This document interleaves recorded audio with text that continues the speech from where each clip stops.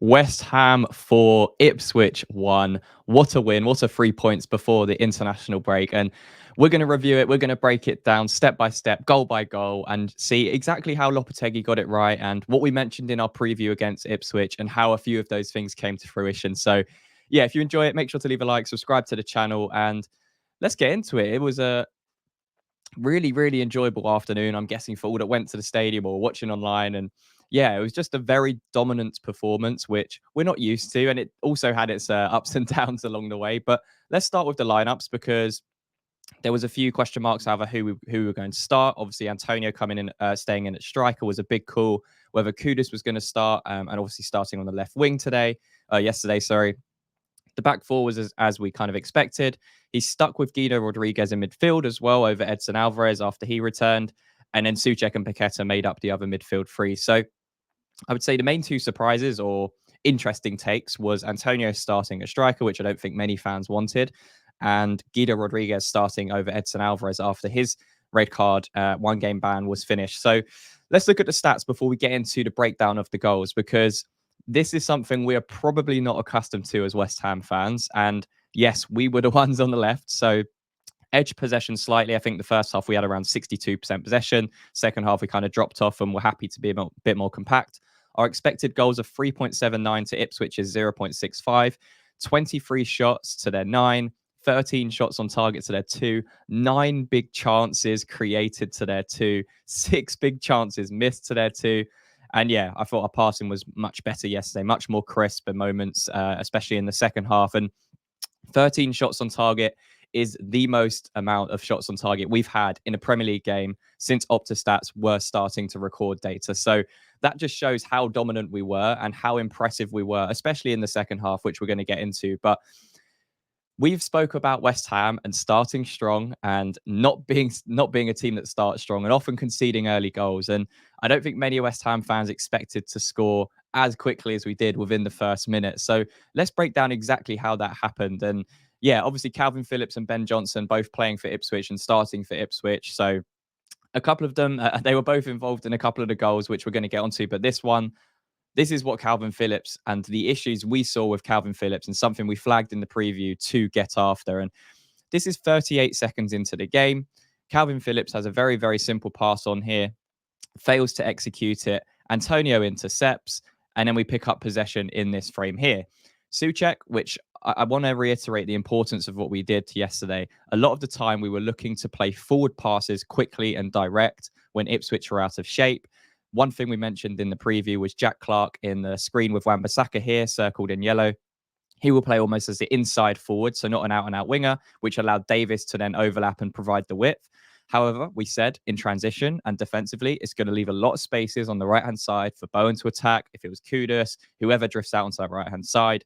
And it's something we exploited from the very, very first minute. Souček plays a really crisp ball into Jared Bowen, who has acres of space. And you can see just at the top of the frame in the middle of the center circle, Jacob Greaves, the centre back, came out to win the ball off of Antonio, but it left a massive gap in defence. And then we found ourselves in this position here where Bowen's just buying his time. Wan-Bissaka makes a very, very good overlapping run. The Ipswich players are kind of just pointing, and the body shape is more that they're trying to stop the run of Aaron Wan-Bissaka, and they're expecting that ball to be played to Wan-Bissaka and then across into the box, which happened on a few occasions. Bowen doesn't do that, and you can see Kudus, Paqueta, Antonio all trying and arrive and getting into the box. To be honest, Antonio's movement isn't anything out of the ordinary. He just gets himself in front of the space. And what Bowen does is he drills a ball across the face of the goal, hoping for someone to be there.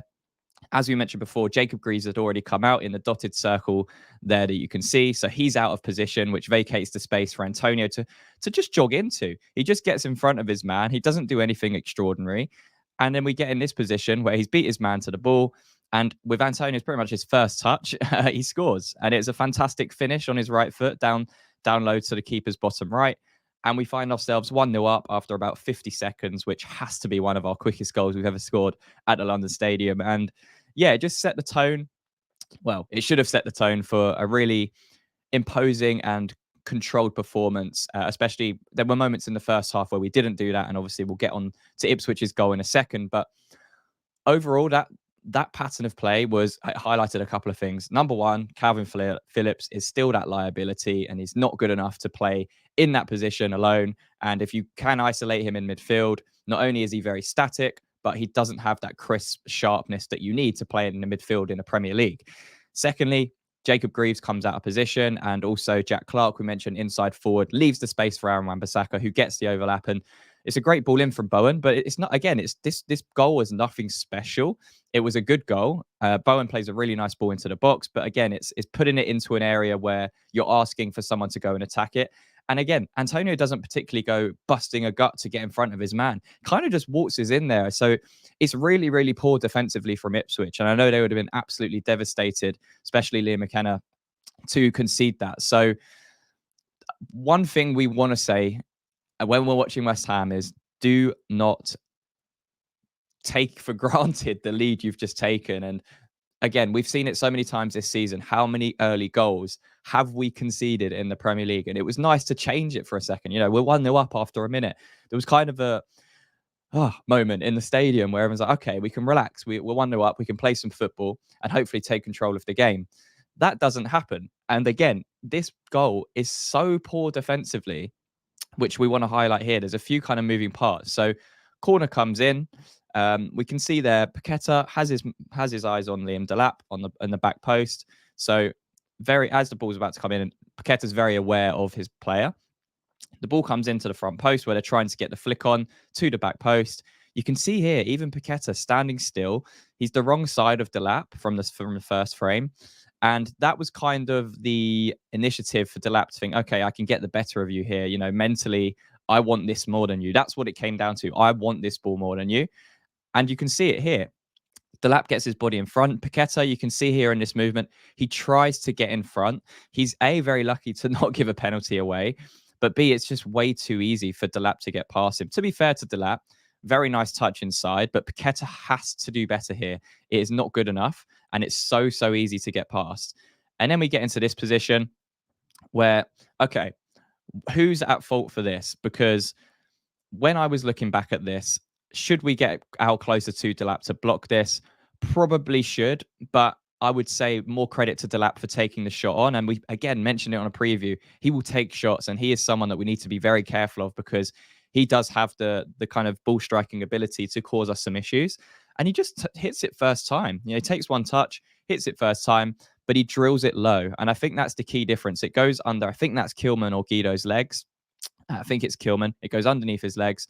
You can see Areola, he's not massively unsighted here. Like, he should be expecting a shot. However, I think the way he plants his foot, he's expecting it to go far post because of the way Delap's also shaping his body, which you'd probably expect. However, it then leaves him in this position where Areola actually gets a really solid hand to it. But A, the quality of the strike is very high. And B, it's just not good enough from Areola. He has to save this because that cannot be going in the Premier League at this standard, in my opinion. It's a great strike from Delap. Take nothing away from the strike. He hits it early, he goes back across the goal. He does everything a good striker should do. But Areola has to save that. He has to have a stronger wrist than that because it undid a very, very good start. And again, there are a couple of moving components to that goal. But Paqueta and Areola, you have to look at yourself in that situation and think, what can I do better there? Because the shot shouldn't get off in the first place and Areola should be saving it. So back to square one, 1-1 after 6-7 minutes into the game. And you're thinking, right, we need to take control of this against an Ipswich side that looked very, very vulnerable. We mentioned in the preview, their midfield double pivot is very, very slow. It's something we can capitalize on. And I thought we did in the first half. I thought we were controlling the game quite well. Ipswich didn't pose that much of a threat.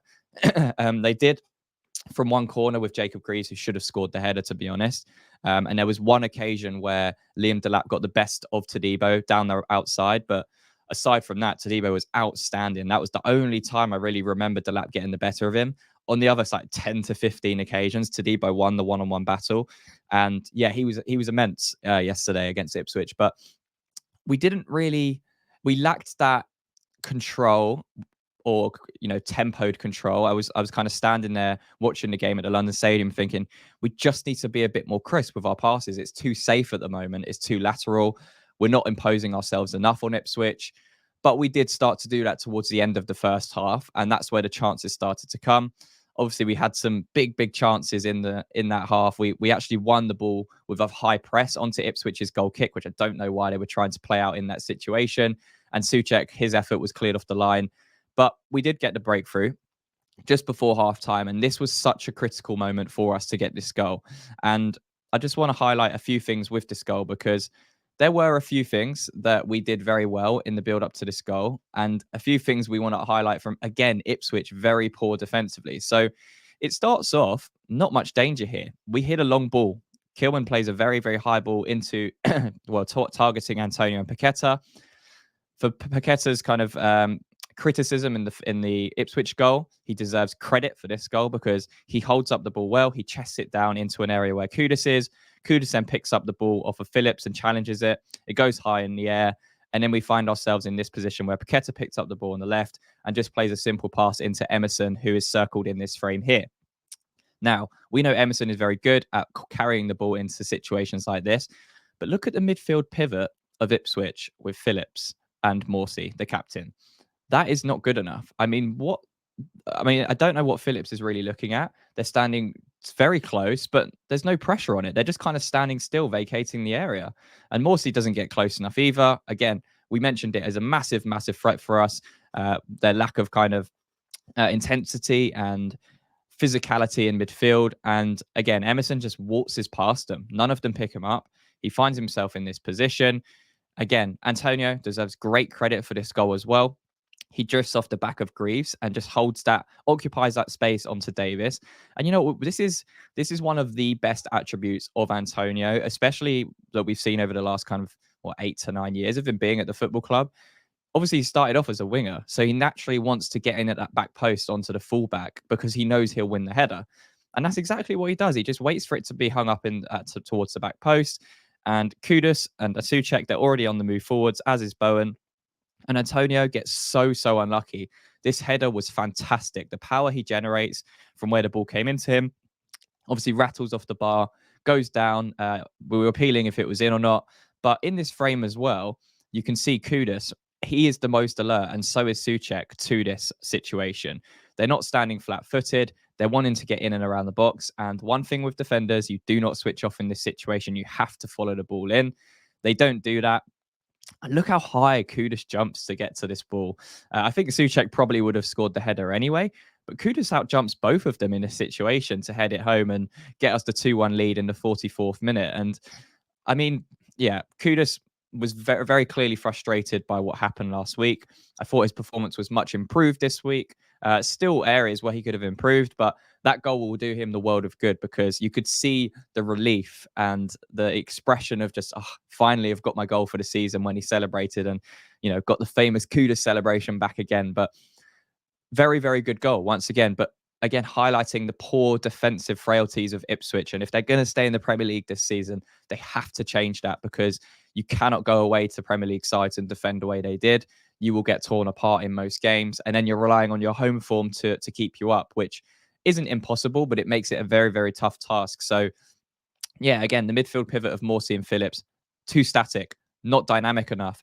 Emerson just breezes past him. Antonio, very clever to drift off to Davis at the back post. And then Kudus, very good to sniff out the area where he should be for the second rebound and heads it home. And we go in at half-time with a 2-1 lead. And to be honest, Kudus could have had a hat trick in this game. He's just before this, he hit the post or just wide with his header at the back post again. Antonio, massive improvement in his performance, and he was instrumental to everything good we did against Ipswich yesterday. Period. Every single goal, and he deserves a massive praise because he is someone we know can produce those types of performances. The biggest frustrations we have is A, consistency, and B, he just doesn't have the engine to do it for 90 minutes anymore. So we don't want to become over-reliant on that type of performance. So hopefully Fulcrook will be back after the international break and we'll see them competing for that number 9 spot again. And we'll start to see the best of both of them. And yeah, we went in at 2-1 half-time.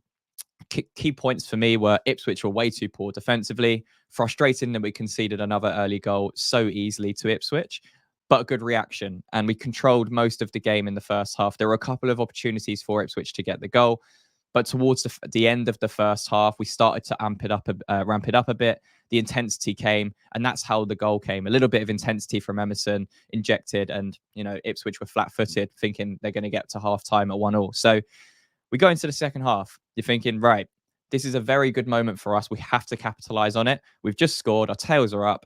Ipswich are going to be down in the dumps. We don't want to have the same reaction as last time. We need to play on the front foot and get this third goal and hopefully cement the 3 points against a team where we should be winning against, to be honest.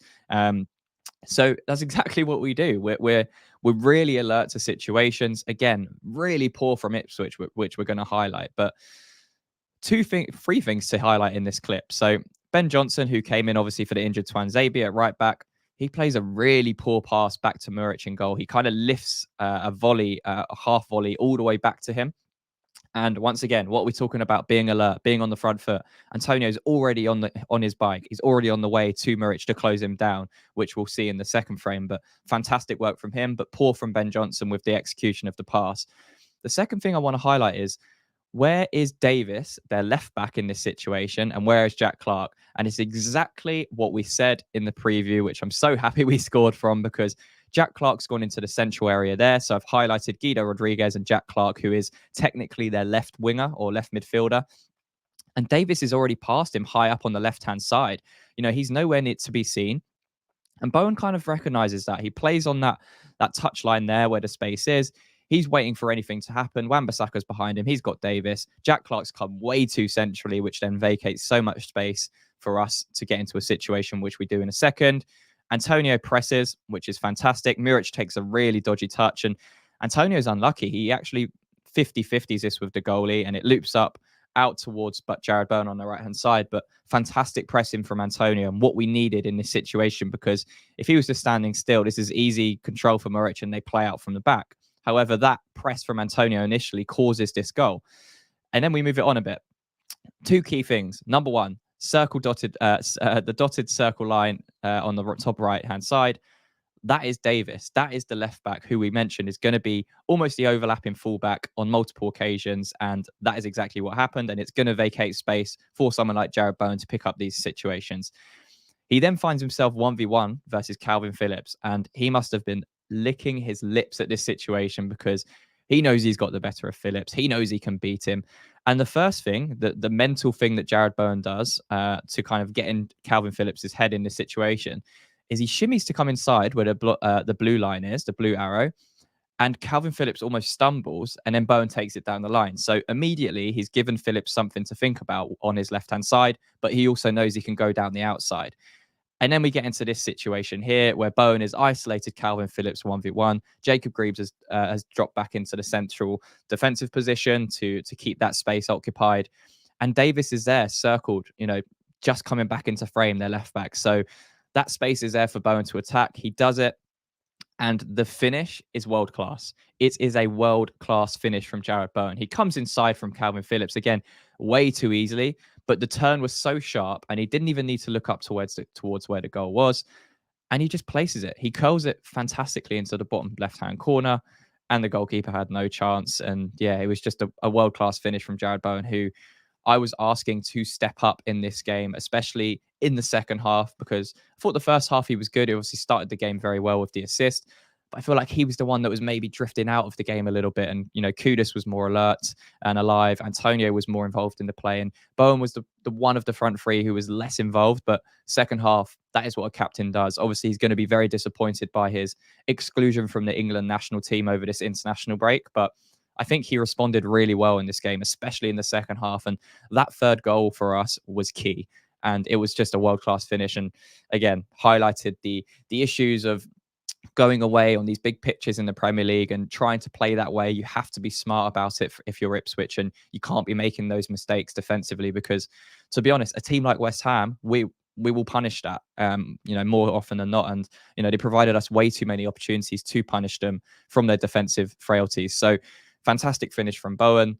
Poor defensively, structurally, with Jack Clark playing way too centrally and Davis way too high in that situation.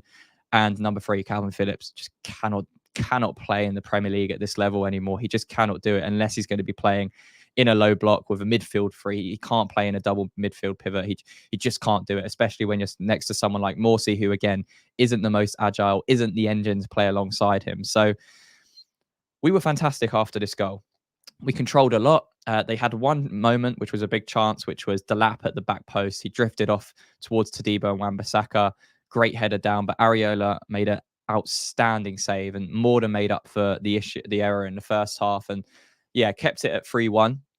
And then we just kept going. We just kept going and we were creating a lot of opportunities. Ipswich were massively open at the back and in midfield. And we started to control the game. And I think Guido Rodriguez deserves a massive credit for that because he was controlling the tempo of the game. And when you're playing a team like Ipswich, who are playing a double pivot of Phillips and Morsey, we mentioned Hutchinson, the number 10, likes to naturally drift to the right-hand side. There's just space for him to control and dictate the tempo of the game. And I would say that's probably Guido's best performance for West Ham so far this season. And it shows the types of games he can be utilised in and be very effective in. And Ipswich just didn't kind of signal that in their, I guess, in their pre-match work that Guido could be a tempo dictator and, you know, really control the game. And it went under the radar. And it was nice to have that balance of Souček, Guido, Paqueta. I think Paqueta had a little bit less responsibility defensively to play. I think he was frustrating at times, to be honest. He just needs to get better with his execution. Souček, I thought, had a fantastic game in midfield, really deserves credit for his performance. And Guido Rodriguez as well, I thought he was excellent. So that's where the game was won for me. The midfield battle, and then Todibo 1v1 with Delap nullified pretty much everything he was doing, especially in the second half and after the first half blip where he got past him. Todibo was excellent, and as was Kilman, to be honest. So, yeah, we just had too much for Ipswich, and we kept going. And, yeah, we could have had more than 4 goals, but this was the 4th goal. And this one, for me, was my favourite. I think the stuff I want to show in this breakdown for this goal epitomizes what we need to do and what happens when we play forward with urgency and we just inject a little bit of pace into our play. So, obviously, confidence is high at this point, but we don't just rest on our laurels here. Guido Rodriguez, we just mentioned, occupying that space between Jack Clarke and Hutchinson and Liam Delap, so that front three-ish. And he could just cannon this forwards. He could just go back to Souček, play the simple pass. He doesn't. He looks forward and plays Guido Rodriguez because he knows he's got the technical ability to take this ball. And he knows he will half turn. He won't just play backwards, which is exactly what we do. So forward pass number 1, forward thinking situation. The ball then goes to Guido Rodriguez. He could then he could be in a situation where he faces back to play and plays back to the goalkeeper or Souček or whoever was there. He doesn't. He takes the ball on the half turn and he looks to play forward, and he plays into a situation where Wan-Bissaka's occupied the space outside. Once again, highlighting it because I don't know, I sound like a repeating record here, but Jack Clarke way too narrow as the left wing, and we mentioned it in the preview. He's just naturally that type of player. And it places a lot of emphasis on Davis to be that person. But Wan-Bissaka, who had a very good game as well, he notices that, takes up the space, and Guido Rodriguez plays a forward-thinking pass, which, again, forward pass number 2. Then Jared Bowen finds a very, very intelligent situation where he picks up between the line of Jack Clarke and Davis, where there's that kind of confusion. Antonio's occupying the centre-backs, and Bowen makes the run off of him. Wan-Bissaka, again, forward pass free. He could just go back to Todibo here, but he doesn't. He plays a crisp pass between the 2 Ipswich players.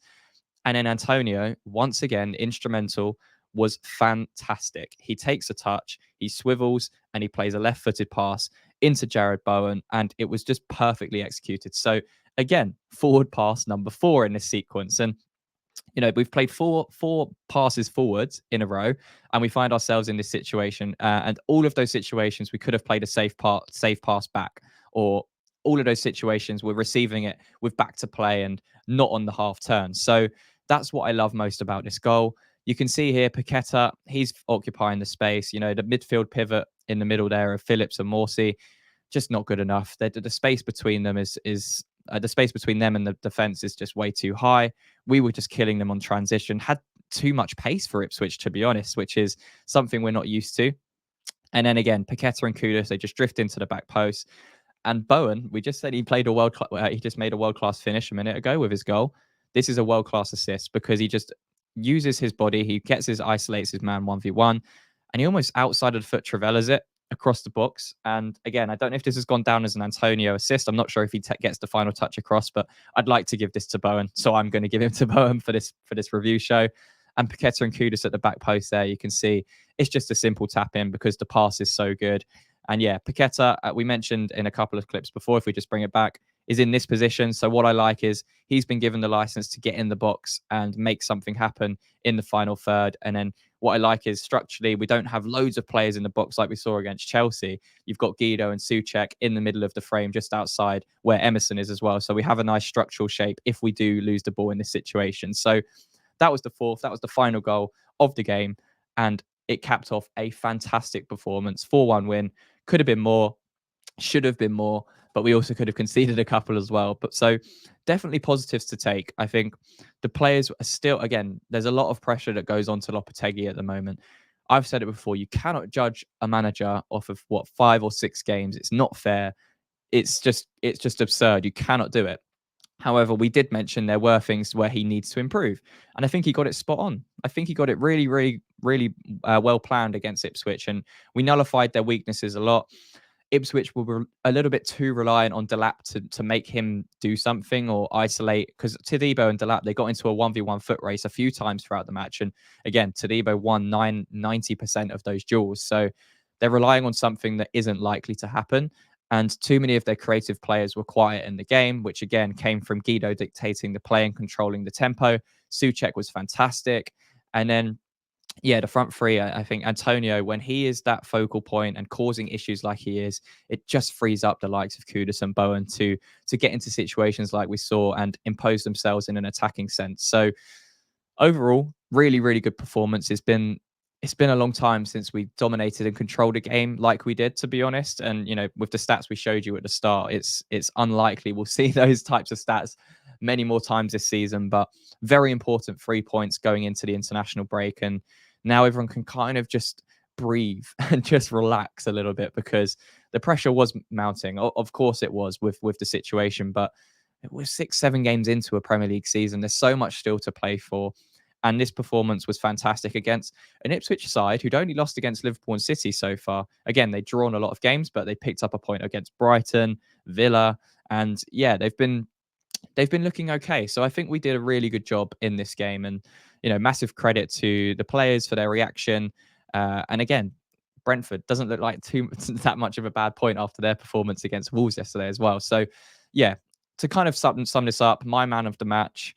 There's a few performances that I really, really liked in this game. Obviously, Antonio as the standout. Jared Bowen, you know, pretty much getting 2 assists and a goal in this game. I thought Kudus in the second half and you know, should have had a couple more goals. He was a lot more electric than we've seen in a couple of recent games.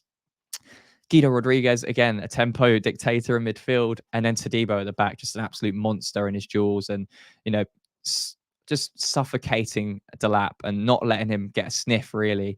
And it's really difficult to pick this one, but I'm going to give it, I have to give it to Antonio. I thought he was excellent. He was instrumental to every single goal that happened and every key action that we had. And it's just a shame he doesn't have the engine to do it for 90 minutes. But yeah, Antonio was fantastic.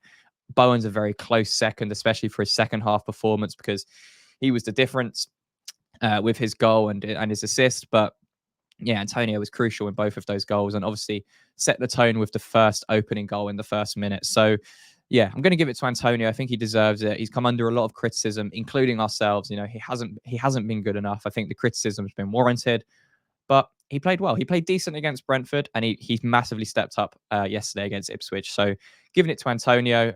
3 points in the bag. Let me know down below in the comments, who was your man of the match? What are your thoughts on the game? Were you impressed by our 4-1 victory against Ipswich Town? And what can we do coming back from the international break? Because we've got Spurs away and then United at home. So the fixtures don't get that much easier for Lopetegui and West Ham. But yeah, a massive positive to take. You know, 4 goals.